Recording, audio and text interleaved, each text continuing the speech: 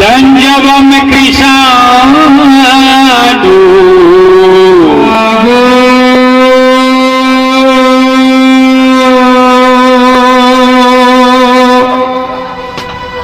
भैया लखन जागो जागो भैया लखन जागो रघुनायक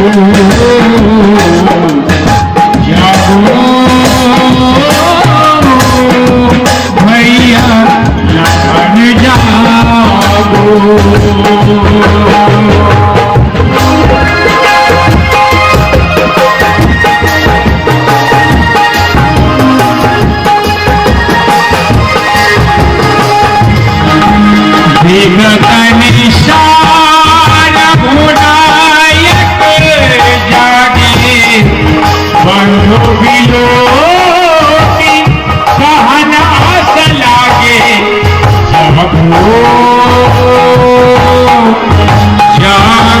भैया लखन जागो जागो भैया लखन जागो।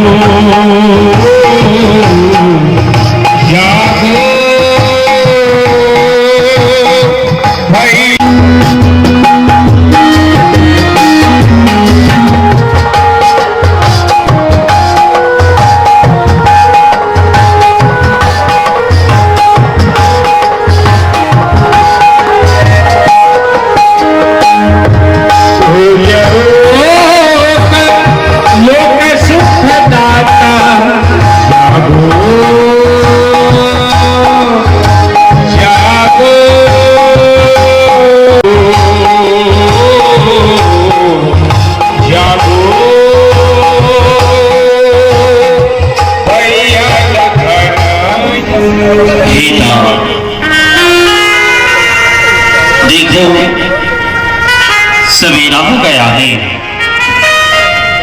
इस सारी अपनी समस्त कलाओं के साथ देखो उदयाचल पर आधुनिक स्वर में इस वातावरण को गुंजायमान कर रही है। उठो लक्ष्मण, उठकर इस संसार को सुख देने वाले भगवान भास्कर को प्रणाम करो। हे भाई दिन करो हुआ लक्ष्मण, हे भाई दिन करो हुआ रवि छटा जगत पर छाई है। चकवा चकवी सानंद हुए कमलों को ही सुखदाई है।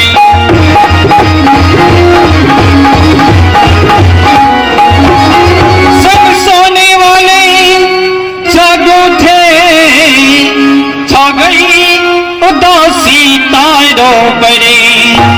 सब सोने वाले जागो थे, छा गई उदासी तारों पर। बागों की कलियां चटक उठी कोयलिया को की तालों पर।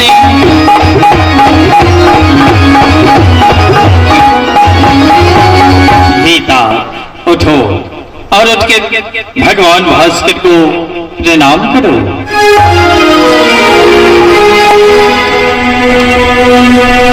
बोले लखन जोरी जुग पानी, प्रभु प्रभाऊ सूचक मृदुबानी। हे नाथ, जैसे सूर्य नारायण को उदय होने से कुमुदनी जो है वो सकुच जाती है और कमल खिल उठते हैं, ठीक उसी प्रकार ये सब राजा तारागण की तरह उजाला करते हैं, परंतु धनुष रूपी अंधकार को कोई नहीं टाल सकता। जैसे कमल को कुमुद कर नाना प्रकार के पक्षीगण रात्रि व्यतीत हो जाने पर हर्षित होते हैं, ठीक उसी प्रकार धनुष टूट जाने से आपके भक्तजन हर्षित होंगे। हे नाथ, आज जो आपके भक्त होंगे उनका हृदय खुशी से झूम उठे होंगे और जो आपके शत्रु होंगे उनका हृदय क्रोध तथा ईर्ष्या से जल उठे होंगे। अरुण उदय सुक्षे कुमुदम उर्गन ज्योतमलिन, तिनी तुम्हारा आगमन सुनी भई निर्पत बली। सुख दुख दोनों देते हैं, तुम सुख सुख के दायक हो। वह सुख दुख दोनों देते हैं, तुम सुख सुख के दायक हो। वह दिन भर का रखवाला है, तुम तुम्हारो राय सहायक हो।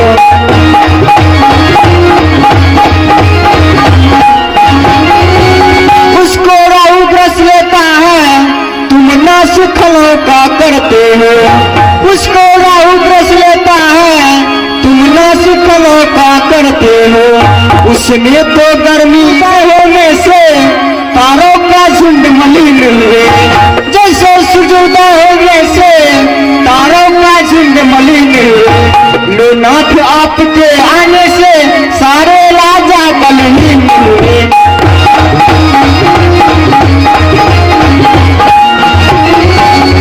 गीता चलो, सवेरा हो चुका है। सबसे पहले हमें गुरुदेव के पास उनके चरण वंदना के लिए चलना चाहिए। चलो गुरुदेव के श्री चरणों में चले। सुभग सिर नारी चरण सरोज, सुभग सिर नारी। तो राजन, आपका कल्याण हो। कहिए महाराज, मेरे लिए क्या आदेश है? हे गुरुदेव, मैं देख रहा हूँ हमारे तन को सुन करके देश देश के राजा ऐसे स्वयंवर में आ चुके हैं, लेकिन अभी तक महामुनि विश्वामित्र जी अपने शिष्यों के सहित अथवा दोनों राजकुमार के संयोग के अभी तक इस स्वयंवर में नहीं पधारे हैं। और उनके बगैर ये सभा उदास दिखाई दे रहा है, इसलिए आप कृपा करके उनके पास जाइए और उन्हें बुला करके ले आइए, क्योंकि सभी आए, न मुनिवर आए, न उनका शिष्य दल आया, न वो दशरथ के कुंवर आए। नहीं जाती नजर किसी राजा हजारों पर लगी है टकटकी, बस उन्हीं दोनों कुंवारों पर। इसलिए गुरुदेव आप उन्हें बुला करके ले आइए। अवश्य महाराज, आप सभा का अन्य कार्य देखें, मैं महामुनि विश्वामित्र जी को इसी क्षण जाकर बुलाकर लाता हूं।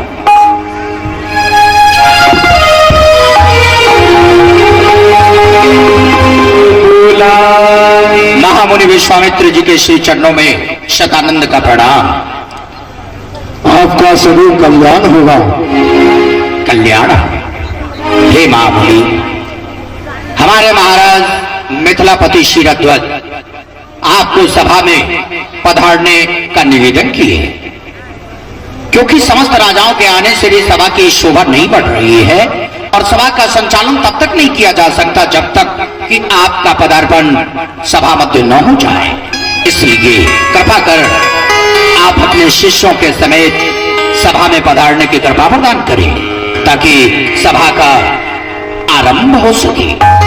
ठीक है सदानंद जी, अब आप जाए, मैं समय से आपके सभा में उपस्थित हो जाऊंगा।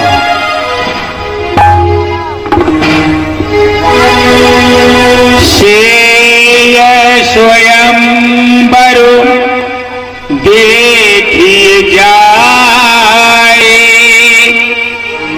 इसु काहे धो दे बड़ाई। हे राम, अब चलकर देखते हैं कि यश का पात विधाता किसे बनाते हैं। अब स्वयंवर भूमि में चलना चाहिए। लखन कहा जस भाजनु सोई, नाथ कृपा तब जा पर होई। हे नाथ, जस का पात्र तो वही होगा जिस पर आपकी कृपा होगी। मुनिवर जिस पर आपकी कृपा अनुग्रह होए, जस भाजन सोई बने, संकट जावे खोए। लहत बराई सदाई इष्टे सुजान, सादर जो रावरे की किन्हीं सेवकाई है, किन्हीं सेवकाई जो आड़े निज जान, रमचौ याऊ कछु उनकी बराई है, कछु उनकी बराई तज पदमद माई, पद पदमद सुमत बसाई है। हाजन सोच की सोय बिचनाथ, जापर कृपा रावरे की रथ सदाई है। जय जय गुरुदेव, चलते हैं, विधाता जस का पात किसे देते हैं। हाँ, अवश्य चलना चाहिए, चलो। देख जनक धीर भयकारी, सूच सेवक सब दिए हकारी।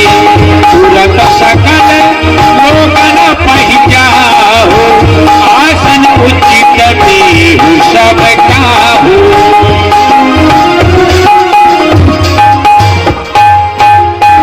सेवक, मैं देख रहा हूँ हमारे पन को सुन करके देश विदेश के राजा यहाँ पर आ चुके हैं और बहुत आ भी रहे हैं और आपस में बहुत शोरगुल कर रहे हैं, लड़ झगड़ रहे हैं। इसलिए जाकर के सभी राजा से जाकर के समझा दें और जो राजा जिस वर्ण के हैं अपने अपने सिंहासन पर आकर के बैठ जाए। यहाँ आकर के किसी प्रकार का अशांति ना फैलाएं और शोरगुल ना करें। आपके आदेश का पालन होगा महाराज। हे सभा में बैठे हुए वीरगणों, आप समस्त योद्धा पृथ्वी के कोने कोने से मिथिला के इस सभा में मिथिलापति महाराजा शिरध्वज के इस सभा में भाग लेने आए हैं। आप समस्त राजा व राजकुमारों का हम मिथिलापति की ओर से हार्दिक अभिनंदन करते हैं, करबद्ध निवेदन करते हैं कि आप शांति का दान दें, सभा में अशांति न फैलाएं, क्योंकि जिस कार्य के लिए आप आए हैं बस कुछ समय की प्रतीक्षा कीजिए।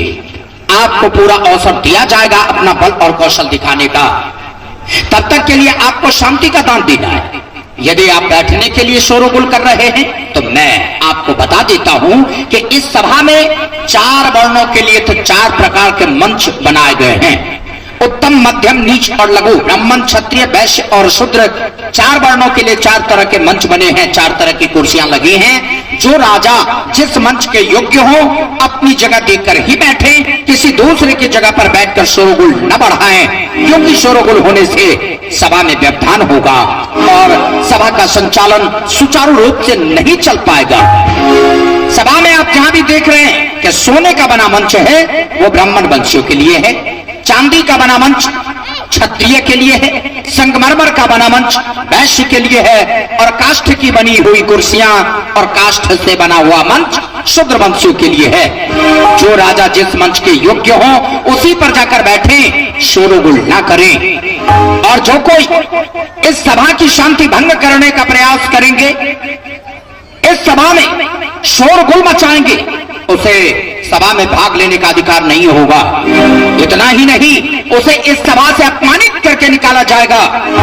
इसलिए आप शांति का दाम दें तो हम आपका सम्मान करेंगे और आपको पूरा अवसर देंगे कि आप अपना बल और कौशल इस सभा में दिखा सकें और यश प्राप्त करके अपनी राजधानी लौट सकें। ऐसा सज्जन वीर गण कुछ काल मौन व्रत हो, सुन लीजिए मम वचन, ये भव्य दिव्य सभा है विजयराज की, महिपाल जालराज तख्त ताज की। आए तो कृपा किए, अब शोर कीजिए नहीं, हर बार अन्य और चित्त दीजिए नहीं। रोशन जवाहरात से जो जगमगे वो मंच है विप्रवंशियों के हेतु लगे। चमचम चमकदार चांदी की जो कुर्सियां वो मंच है क्षत्रिय वंशों के हेतु। यहाँ पीछे बल्लौर शंखमरमर की जो कुर्सियां वो मंच है वैश्य वंशों के हेतु। यहाँ पीछे सादी काष्ठ की जो कुर्सियां वो मंच है शूद्र वंशों के हेतु। यहाँ निज निज सुथल पर बैठकर शोभा बढ़ाइए, शोर होल हरगिज़ जरा सा न मचाइए। इस कायदे के बरखिलाफ जो जनाब आएंगे अपमानित करके यहाँ से उठा दिए जाएंगे। इसलिए आप शांत रहें और समय की प्रतीक्षा करें। महाराज, ये शोरगुल किसी राजा की उद्दंडता के कारण नहीं है। तो फिर ये शोरगुल क्यों कर रहे हैं? ये शोरगुल इसलिए हो रहा है क्योंकि महामुनि विश्वामित्र जी अपने शिष्यों के समेत इस सभा में पधार रहे हैं, जिन्हें देखने के लिए सभी राजा अपनी अपनी जगह पर खड़े हो रहे।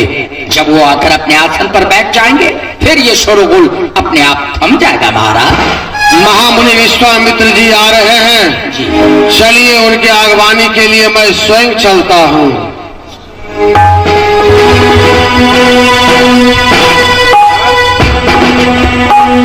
हर्ष जनक देखी दो भाई, मुनि पद कमल गही तब जाए। करता हूँ प्रणाम मैं आज आपको। ईश्वर बढ़ावे यश और प्रताप को। कहो राजन, क्या कुशल है? राजन, अब आप ये बताइए कि ये प्रण जो आप किए, क्यों किए, कैसे किए, और ये धनुष आपको कहां से मिली, कैसे प्राप्त हुई, यह कथा कहकर आप सुनाइए। हे ऋषि श्रेष्ठ, पहले आप सिंहासन पर विराजमान हो जाइए और ये धनुष कैसे मुझे प्राप्त हुआ और ये धनुष कहां से आया, इसकी सारी कथा, सारी वृत्तांत आपसे मैं कह करके सुनाता हूं। पहले आसन को आप पवित्र करें।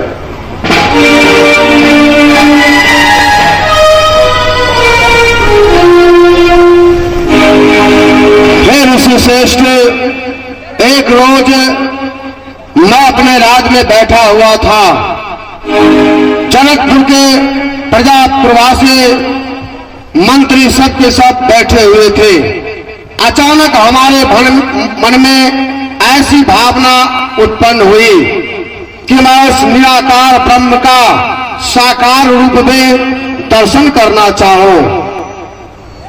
जनकपुर के प्रजा प्रवासी मंत्रियों से सबों से राय विचार लेकर के और मैं शंकर भगवान का घोर तपस्या किया। शंकर भगवान हमारी तपस्या से अति प्रसन्न हुए और मुझसे कहने लगे कि राजा जनक, मैं तुम्हारे तपस्या से प्रसन्न हूं, मांगो क्या चाहते हो।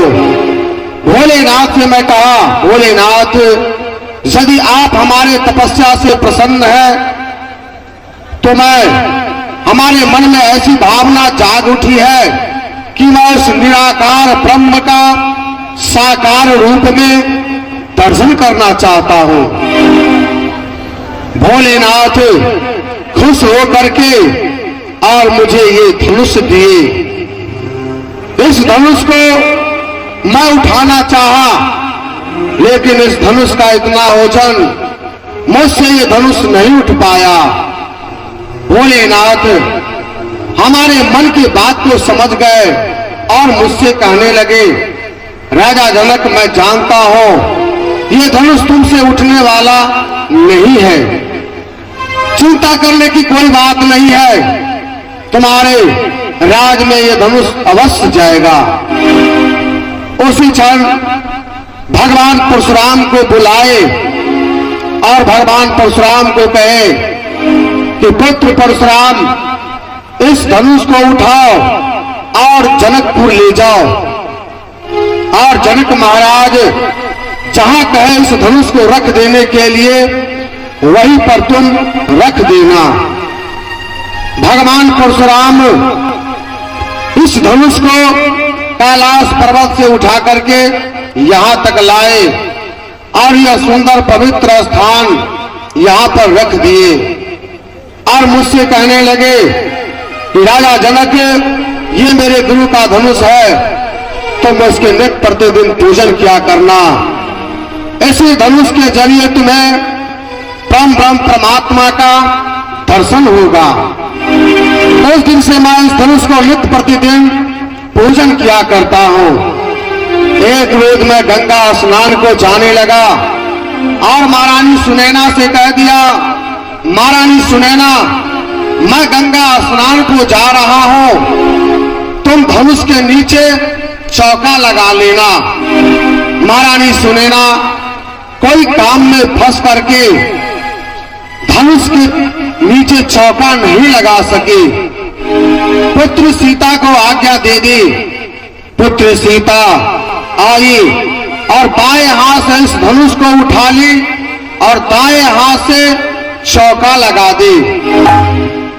पुनः जिस जगह पर ये धनुष रखा हुआ है उस जगह पर न रख करके दूसरे जगह पर रख दी और सखियों के साथ खेलने के लिए चली गई। जब मैं उधर गंगा स्नान से वापस आया, धनुष का मैं पूजन करने के लिए जब भी मैं गया तो मैं देखता हूं धनुष अपने जगह पर नहीं, दूसरे जगह पर धनुष पड़ा हुआ है। हमें बहुत क्रोध हुआ। समों से मैं पूछने लगा, जनकपुर के प्रजा प्रवासी मंत्री सबों से मैं पूछा कि जो धनुष मुझसे नहीं उठ सका और भगवान परशुराम इस धनुष को जनकपुर में लाए, उस धनुष को कौन उठाया है और दूसरे जगह पर रख दिया है? कोई भी हमारे प्रश्नों का उत्तर नहीं है, जवाब नहीं दिए। फिर महारानी सुनैना से मैं पूछा, महारानी सुनैना, इस धनुष को कौन उठाया है, दूसरे जगह पर कौन रख दिया है? महारानी सुनैना भी हमारे प्रश्नों का उत्तर नहीं दी। इस बात को हमारी पुत्री सीता सुन रही थी। वो आई और बाएं हाथ से इस धनुष को फिर उठा ली और जिस जगह पे ये धनुष रखा हुआ है उसी जगह पर रख दी। और यह दृश्य मैं अपने आंखों से देखता रहा। मैं अपने मन में सोचा, जो धनुष मुझसे नहीं उठ सका, भगवान परशुराम कैलाश पर्वत से उठा करके यहां तक लाए, तो हमारी छोटी सी पुत्री सीता इस धनुष को उठा ली। उसी क्षण मैं प्रतिज्ञा किया और मैं अपने मन में सोच लिया, ये हमारी पुत्री सीता नहीं है, आज शक्ति भगवती है, जगदम्बा है, जगत की माता है। इसके लिए विधाता वैसा ही फल भी रचे होंगे। उसी क्षण मैं विशाल प्रतिज्ञा किया, चाहे ब्राह्मण वंश के राजा हो, चाहे क्षत्रिय वंश के राजा हो, चाहे वैश्य वंश के राजा हो, चाहे शूद्र वंश के राजा हो, जो भी यहां आकर के दो खंड करेंगे इस धनुष को, उसी के साथ हम अपनी पुत्री सीता का विवाह करेंगे। यही हमारी विशाल प्रतिज्ञा है। और हमारे प्रण को सुनकर के ये देश विदेश के राजा यहाँ पर आए हुए हैं इस स्वयंवर के अंदर। कहा कथा मन हेत आपसे सुनो नाथ चित लाई, एक समय से बाम भुजा से चापई लिंग उठाई, अजित अमित प्रताप विलोकते, आद शक्ति जिये जानो, सिय समान पहचान याद हम याही प्रणठानो। कुटिल कुरूप अंधकिन होई, जात पात नहीं चाओ, बस नायक जो चाप चढ़ाए, तासंग सुता विवाहो। मेरे प्राणों की प्यारी सुता जान के, मेरे प्राणों की प्यारी सुता जान के, जिसने पाली उम्र में वो जौहर किया, मेरे प्राणों की प्यारी सुता जान के, मेरे प्राणों की प्यारी सुता जान के, जिसने पाली उम्र में वो जौहर किया, मेरे प्राणों की प्यारी सुता जान के।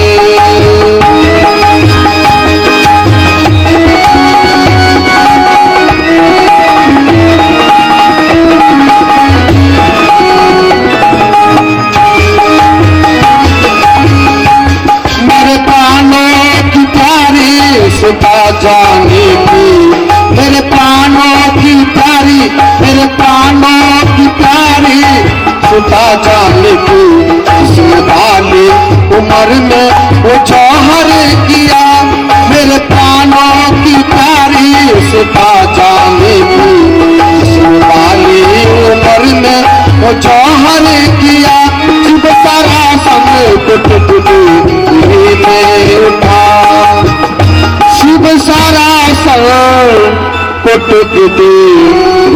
में उठा, एक जगह से दूसरे जगह रख दिया, मेरे प्राणों की प्यारी सुता जाने की।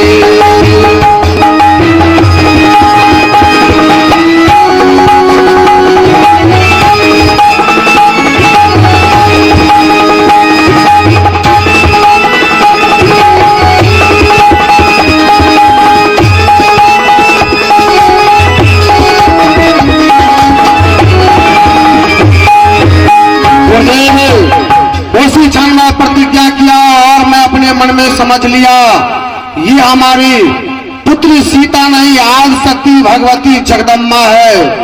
आदि शक्ति लिया जब मैं पहचान कर, आदि शक्ति लिया जब मैं पहचान कर, उसी दिन मैं अपना ये पन कर लिया। आदि शक्ति लिया, आदि शक्ति लिया जब मैं पहचान कर, उसी दिन मैं अपना ये पन कर लिया।